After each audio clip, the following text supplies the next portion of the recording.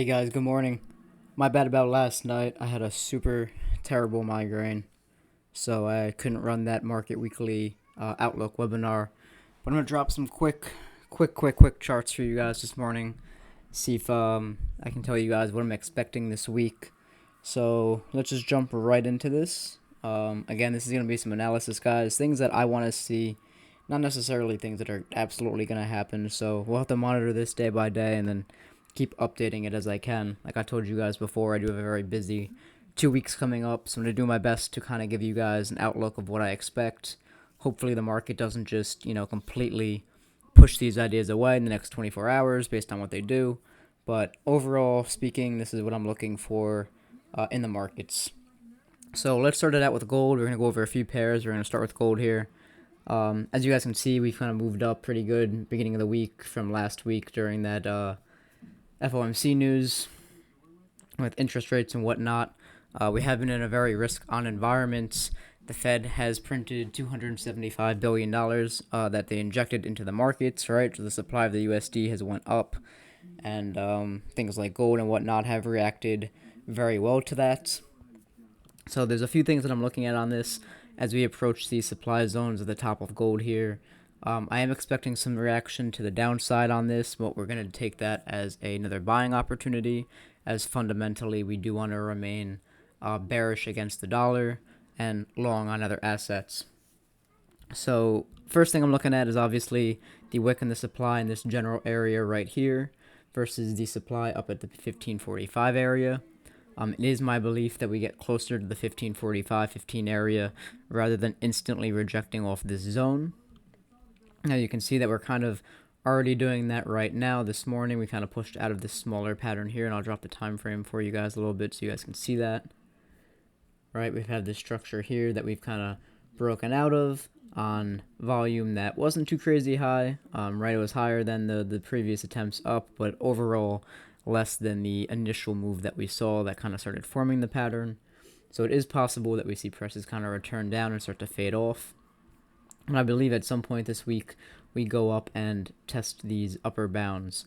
Now, if we don't get that, I am looking to buy gold on the dip that we see kind of happening from this pattern, right? So if we do reject from here and we return back into the pattern and we come up and we don't break this high and we do continue to fade off, I will be looking to buy it underneath this pattern. So if we go back to the 2-hour chart, I am looking to buy it somewhere between the 1510 area and then these lows here at about 1500. So anywhere between about 1501 to 1508. I'm going to be looking for patterns and periods of accumulation inside of there to give us an LPS entry on the accumulation that we have here.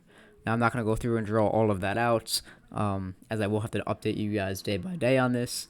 But if we do see gold fading off into these areas, back into this range, I will be looking at opportunities to potentially buy it, to potentially target that 1545, 1550 area, possibly even higher depending on the price action that we get on this pair. Again, we are remaining fundamentally bullish. I know a lot of people are looking at this daily time frame with the left shoulder, head, right shoulder, right potential head and shoulders pattern.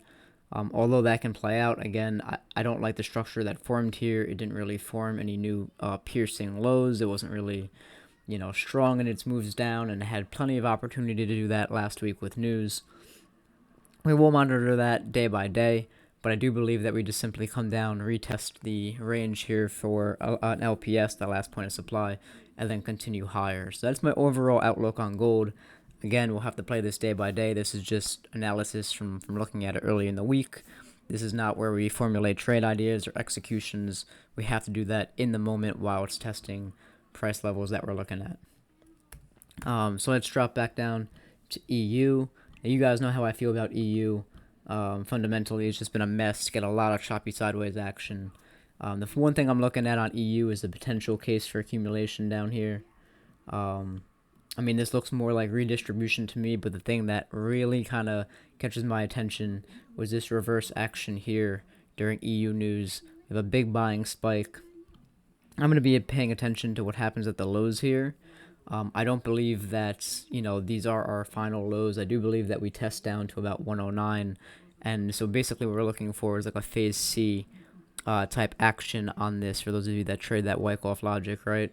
We're looking at, potential phase A, phase B environment. We're looking just for a phase C. For this to come down, really reject, come back up into the range, and then look for those pushes to the upside. That could coincide with gold coming down a little bit as well. Again, this pair is very choppy, though. I'm not really looking to personally trade EU much. But for those of you that do, I would look for spikes down to 109 and just compare some of the volume down there to previous price action and see if we can maybe catch a buy. Again, though, fundamentally, I'm not really interested in looking at EU. What I am interested in, guys, however, is GU. You guys know that I'm very interested in buying GU. I'm in this myself already on swings from lower, from down here. I'm potentially looking at my entry at 1225 to be retested. That is a possibility that I have in mind. So I have booked like partials on my position, and I'm going to be looking for a lot of opportunities to re-enter this. Now, this I have the accumulation marked up, right? So we have the phase A environment, the phase B environment, the phase C, and this was the phase D. What I'm looking for here is GU just to fade off a little bit, kind of break out of this channel that it's trading in here, and looking to recollect liquidity to buy. Right, we never got this LPS, so this LPS we're still on the hunt for this somewhere. So what I'm looking for on GU is this channel to spill out. So this spills out to the downside and comes down near, the 123, 122.50 area where I currently have my buys. I will look to add to that position. There is always the possibility that it breaks even lower than this pattern here and comes to capture liquidity down towards like 120, 150. But without additional data from the market and without us seeing what happens in terms of this channel outbreak and what volume looks like at that point, we don't want to make any assumptions of it going that low. But understand that the next big dip on GU to the downside back into this accumulation, we are looking for this LPS in the bigger time frames, and we will absolutely be looking to swing this to the upside for even further gains. I'm not going to go into any of the weekly targets, but you guys know they are a couple hundred to couple thousand pips away. So let's just monitor this channel, guys. Draw this out. Again, pay attention to the lows. If it starts dipping down here and you see big candles with low volume, we're going to want to start monitoring that on a low time frame expectation to get into those buys. GU is a trade that you don't want to miss if we do get these dips. This will be more important, I believe, than even catching an entry on assets like gold. So GU is definitely high on the watch list, especially after last week. I know a lot of people were trying to buy it up here. It's just reckless trying to buy it up here. So let's wait. Let's remain patient. Let's hopefully during the beginning of the week we get these pushes down, and this should be a really nice swing trade for us going forward, as you guys already know. UJ is something that we went over last week too in the market weekly outlook. Didn't get as high as I wanted it to. I know I told you guys to look at like 108.75. It only got to about 108.50, but the general idea, right, it was about like here when we were looking at it, was that it was going to capture the liquidity above these highs that everybody was trading against, and then from there kind of continue to the downside. At this point, it has broken out of its really choppy kind of pattern that it was forming up here. This is the same premise as everything else, guys, right? We're just going to wait for those pullbacks, monitor the volume, and then try to catch it inside of the range again for, in this case, for further downside, right? We want to be going into the yen, right, as we believe that markets are a little shaky. We want to be, short yen pairs as the yen should gain strength in times of economic uncertainty and whatnot, right? If gold's going up, if indexes are falling, if there's global uncertainty, we don't want to be trading against the yen. So I am looking for this to kind of fade up a little bit. Levels of interest, guys, very simply 108, retest of the top of this, possibly even a little bit higher. I personally won't be trading UJ too much. It's just its average pip range has just not been something that I've been interested in. I am more interested in trading things like gold and GU. But for those of you that like to trade UJ and are looking for entries on this, look at this 108 level. About 108.15 should be a good entry.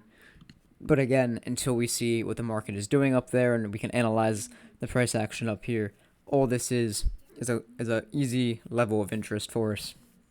So just keep that in mind. More importantly, we are looking at GJ, right? So if I'm going to be trading a yen pair, it is going to be GJ, right? This is the same premise that GBP USD is. You have the case for accumulation here, and if we drop the time frame down, you guys can see that, again, I'll just mark out the phases, right? You guys have that phase A environment, phase B environment, phase C, and then you have that nice push up. And we're looking for the same thing that we were looking for on GU. We're just looking for this to kind of course correct a little bit to the downside so we can grab some of the liquidity below about 130.80. 130.80, possibly even 132.25, but I believe it'll probably run the liquidity on this a little further. I do believe we'll see some spikes to the downside. Now the problem with GJ is ultimately we want UJ to fall, and we want GBP USD to go up. So that puts the GJ in a really tough position. So on this, we're just going to monitor to make sure that the pound itself is remaining strong. As long as the pound itself is remaining strong, investors may lean off the yen in regards to the pound pairs. So this might be a little bit more choppy than we like, but ultimately I will be looking to get in this just purely based off pound strength. It may take us a few more attempts because, again, if UJ is trending hard to the downside, GJ is going to likely want to follow unless that pound strength is really overbearing. So this one's going to be a little different, so it's a little lower on the watch list, right? So we do want to be in GU instead. But if we can find good entries on this and the pound can remain super strong, it should be a relatively good trade for us going forward. US oil, this has been all sorts of fun. I know that this still has the gap on it. I'm still very bullish on US oil regardless of the gap.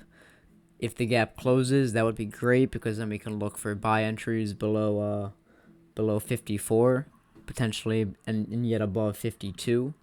But until that happens, I'm just kind of monitoring this side by side. We did take buys over here, and it came up, and it kind of hit my stop losses and profit, which is fine because, we don't want to be risking too much in a buying environment on this because most of the action that drove the gap up has been resolved.